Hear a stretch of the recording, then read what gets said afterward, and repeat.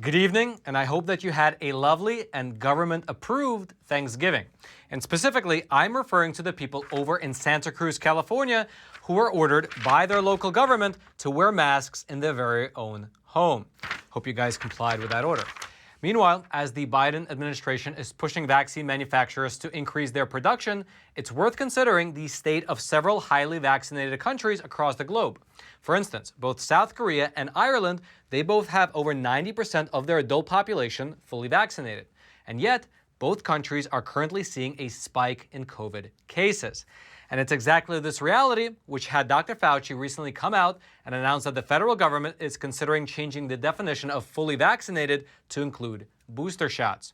And all the while, if you're wondering whether all this COVID infrastructure, like the mandates and all these passports, whether they'll be used for something else, well, over in Canada, for the first time ever, a woman was just diagnosed with having climate change. Let's go through it all together.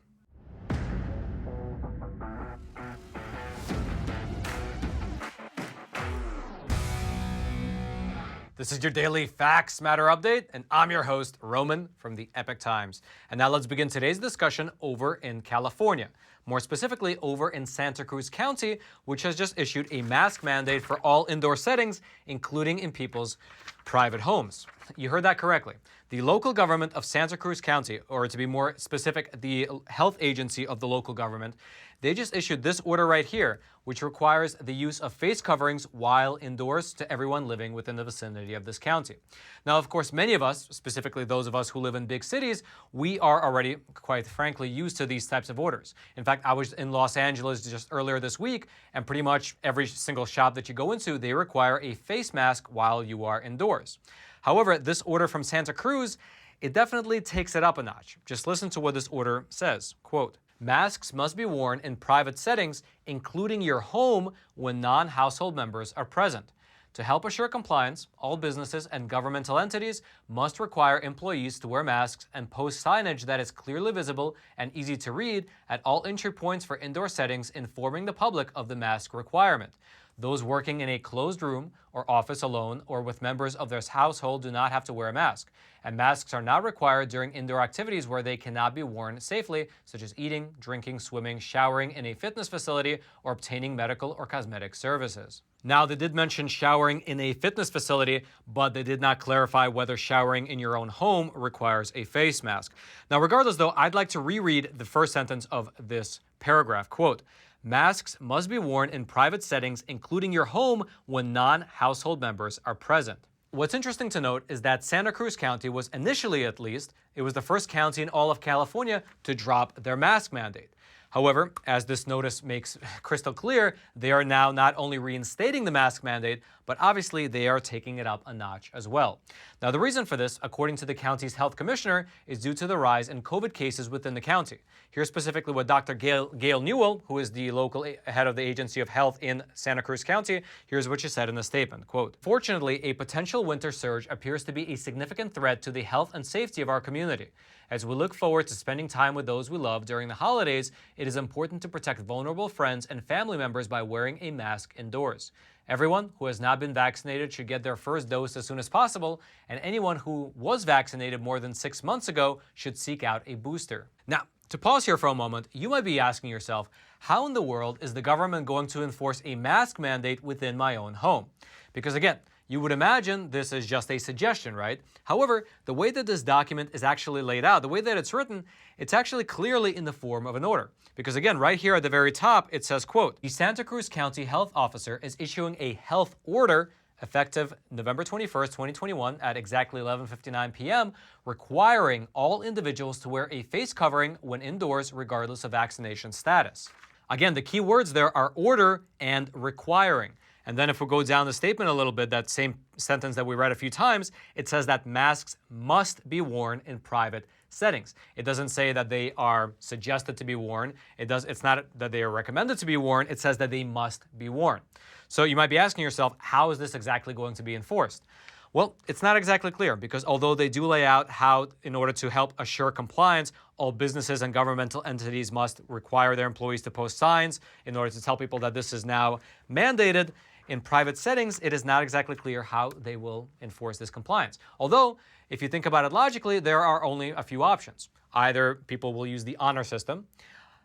Government officials could scan people's Facebook pages to see whether there are any photos of people without masks, or, just like you had in the Soviet Union, you could have family members report each other to the government.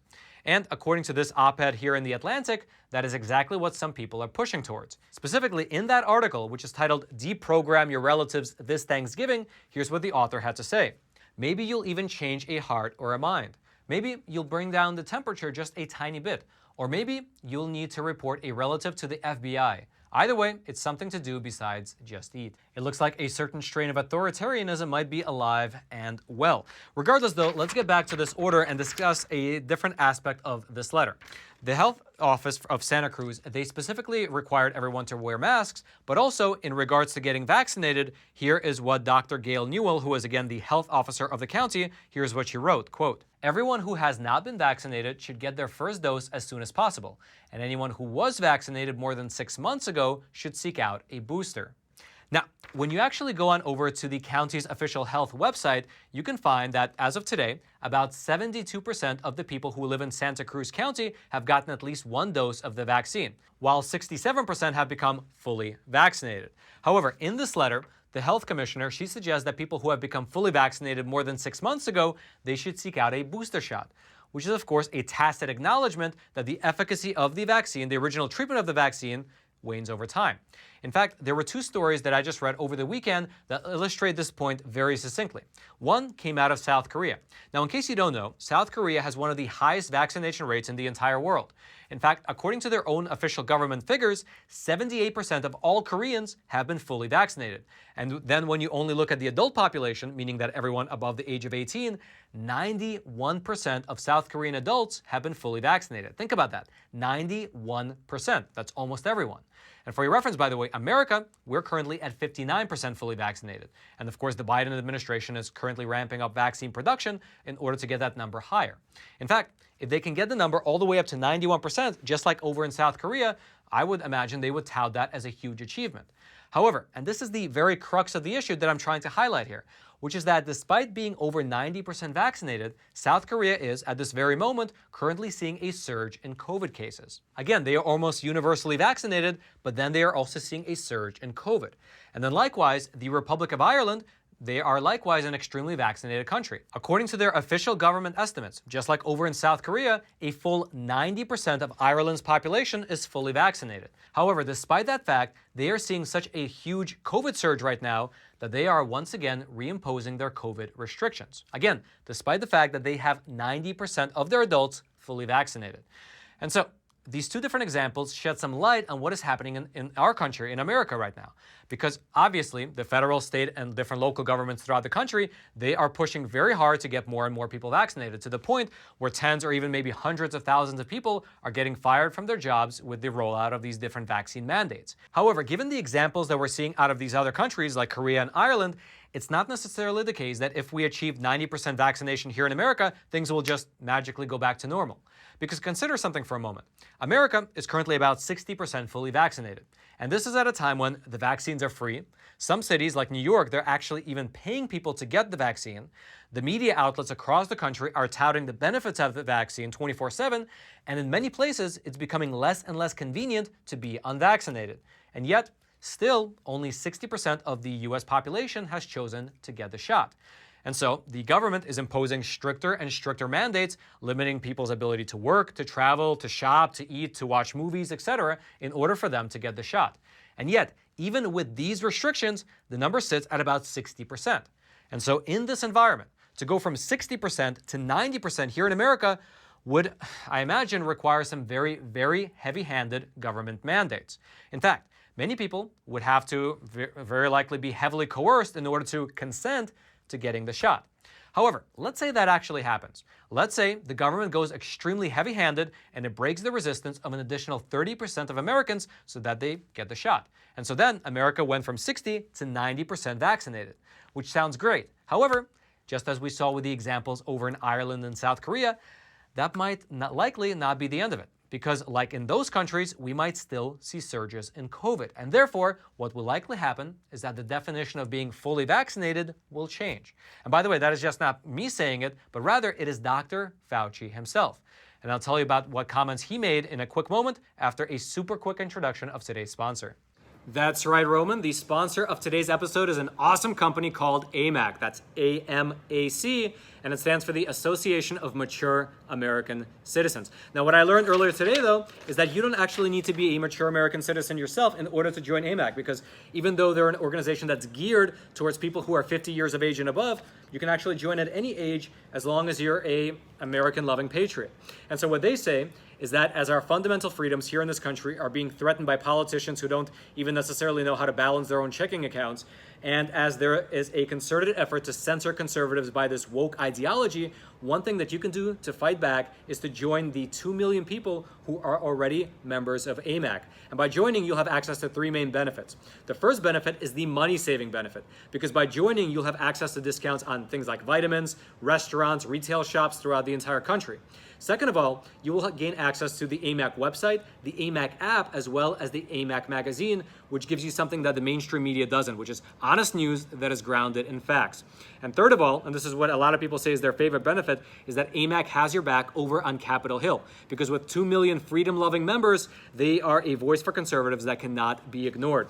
And so if you are a person who considers themselves a constitutional conservative, then I would consider joining AMAC. You can do so over at amac.us. That's amac.us. So consider signing up, consider helping AMAC's effort, and getting access to these excellent membership benefits. So AMAC, thank you so much for sponsoring this episode. Now, Roman in the studio, back to you. And now let's move on over and talk about Dr. Fauci. 5 days ago, Dr. Fauci said that if the data supports it, the definition of being fully vaccinated could be changed at the federal level to include doses of the booster shot as well. Here's specifically what Dr. Fauci said during an interview over on ABC. We are going to take a look right now at what the durability is of the booster. We're going to follow people who get boosted. People should not be put off by the fact that as time goes by and we learn more and more about the protection, that we might modify the guidelines. That's what we've been saying all along. Our agency will just follow and let the data guide our policy and let the data guide our recommendations. Furthermore, during that same interview, Dr. Fauci hinted at the fact that there might be more booster doses on the way, meaning that if the booster doses display the same waning efficacy rate as the original vaccine doses, well, here's specifically what Dr. Fauci said. If the data shows we need to do it more often, then we'll do it. But we want to make sure we get the population optimally protected, and you do whatever you need to do. Now, what's really interesting to note here is that the comments that he made over on ABC seem to be in direct contradiction to other comments that he made just earlier this year. During the 2021 Stat Summit, here's what Dr. Fauci said. A booster is not an add-on, and a booster is a part of what the original regimen should be. So that when we look back on this, we're going to see that boosters are essential for an optimal vaccine regimen. And so, depending on which interview of Dr. Fauci's you listen to, Dr. Fauci's either considering changing the definition of fully vaccinated, but he's still not sure, or he's always known that booster shots would be necessary for the optimal vaccine regimen. Regardless of which option it is, we're already starting to see this play out in the real world. For instance, the governors of both New Mexico as well as Connecticut, both of whom are Democrats, they recently stated publicly that they will change the definition of what it means to be fully vaccinated to include booster shots. Here's in fact what the governor of New Mexico said in a recent statement. We are analyzing what we can do to create those incentives and potentially mandates for making sure that people are fully vaccinated, which means 3 vaccines. Likewise, you have countries like France and Israel, which actually deactivate their vaccine passports 6 months after a person gets their second dose, meaning that if the person would like to continue going to gyms, restaurants, and movie theaters, they need to get the booster shots or else their pass deactivates. However, having said that, it is worth mentioning that a lot of people are expressing concern about the amount of power that the government is grabbing in the name of a health crisis.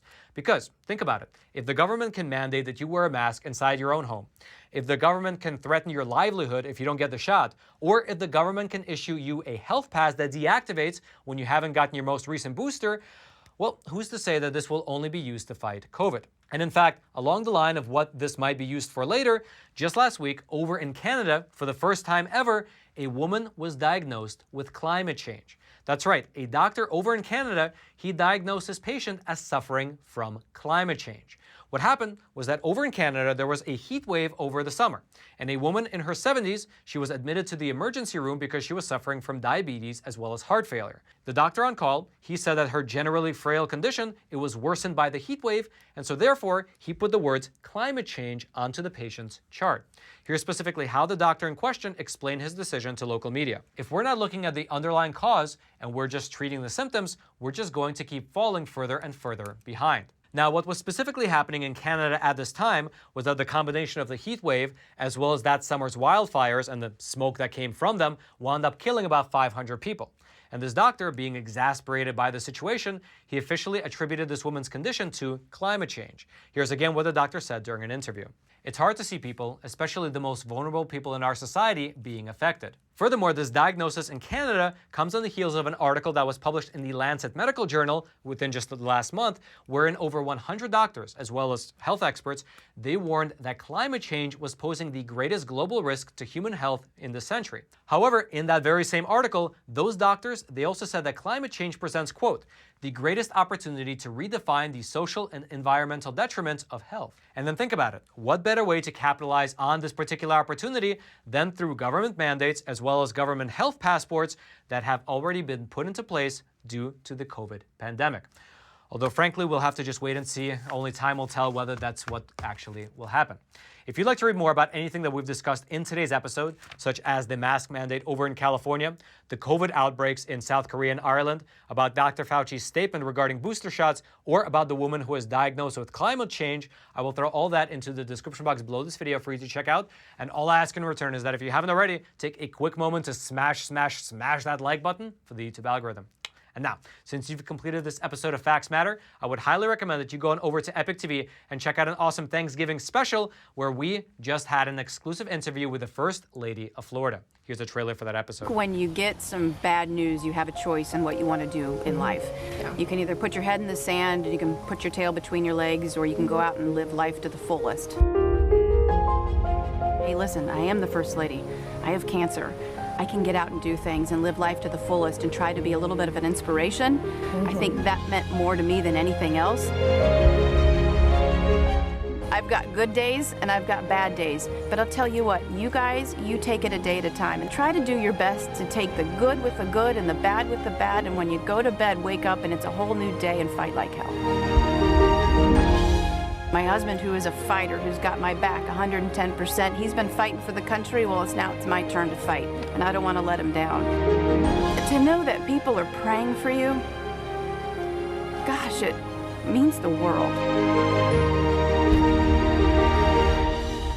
If you want to check out that awesome interview as well as all the other phenomenal content over on Epoch TV, the link to it will be right there at the very top of the description box. I hope you click on it. I hope you check it out. I hope you subscribe. And I hope that you join us on this journey of exploring this beautiful, beautiful world through honest journalism based in truth and tradition.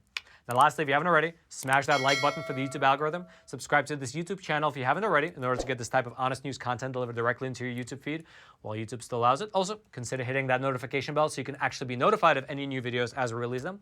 And then lastly, if you have an Instagram account, consider following me at Epoch Times Roman. I publish behind-the-scenes research as well as spicy memes. And then until next time, I'm your host, Roman from the Epoch Times. Stay informed and stay free.